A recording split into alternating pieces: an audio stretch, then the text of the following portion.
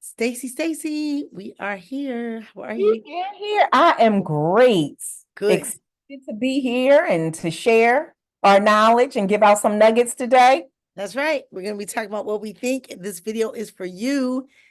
If you're interested in understanding how your emotional intelligence impacts sales and leadership, or sales leadership, or leadership and your ability to influence, you can use any of those. But we're going to talk a little bit about it. Stacy, you start off. We're going to talk about building stronger relationships, just to kind of start. Yes. So it is really important when we want to go into any arena and build strong relationships. And one of the things I think individuals kind of overthink this because these are simple components and they're things that we do every day. So really understanding how to communicate effectively, no matter what situation you are in, it could be your business life, your personal life, even dealing with your children, in any aspect of your life of effective communication is one way to build strong leadership by being able to listen and then share. If sometimes people come, and I have been guilty of this myself. You get that idea in your head, and instead of you, when someone else speaks, they say something and you like the idea is there and you want to jump in and butt in. I have to catch myself when I do that. The appropriate thing to do is just listen because the next thing that person say might change your response and you don't have their full story or picture of what they were trying to articulate. 100%. And building strong relationships, we also want to ensure that we show empathy in everything that we do, and don't approach the situation from the thing that we necessarily want.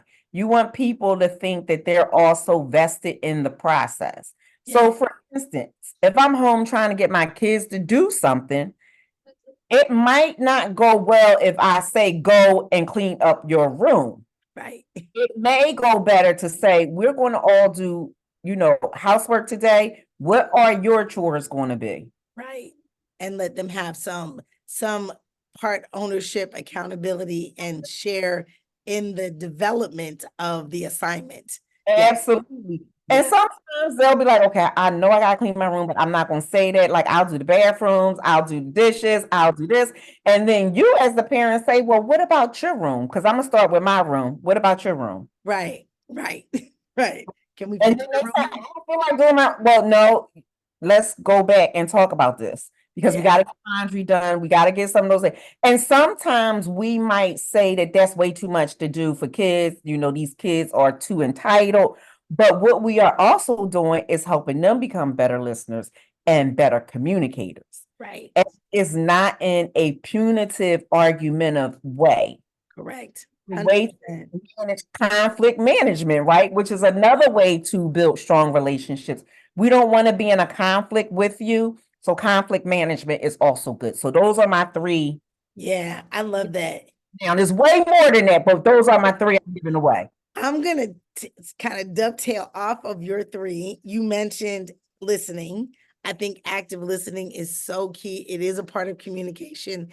And to your point of, and I'm the sales side, so to your point of not jumping in, right? Someone says, well, we need water. And you're like, we sell water, right? Like, that's not the way the conversation should go. So, right. Then they're like, well, we need alkaline water. You're like, we sell alkaline water. Well, we need 24-ounce bottles. You're like, we don't have those. It's like, shh, let's find out why. Let's understand where we're going. Let's understand the full pain or the problem or the full direction so that we can provide good, solid solutions. So active listening would be one for me. I am huge on practice, and I think we can practice active listening. We can practice communication. There are some things that I do where if you're really upset about something or something's a trigger and maybe I'm going into that space with family, friend, manager where that trigger is going to be there, I just start thinking through how am I going to manage this before I get there? Because a lot of times, whatever triggers us to be overly excited or overly frustrated, if we give it thought and we start to decide how could this play out? And you start to really think it through, you won't go down the same path. But when we don't give it thought and we're standing right at the edge, and now I'm annoyed or overly excited, we'll balance it. Doesn't work so well for Yeah. most, right? I don't have anywhere to go and there's no one to pull me back from the ledge, right? Mhm.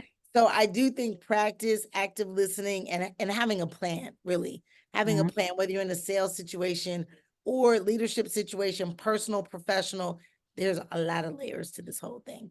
Yes.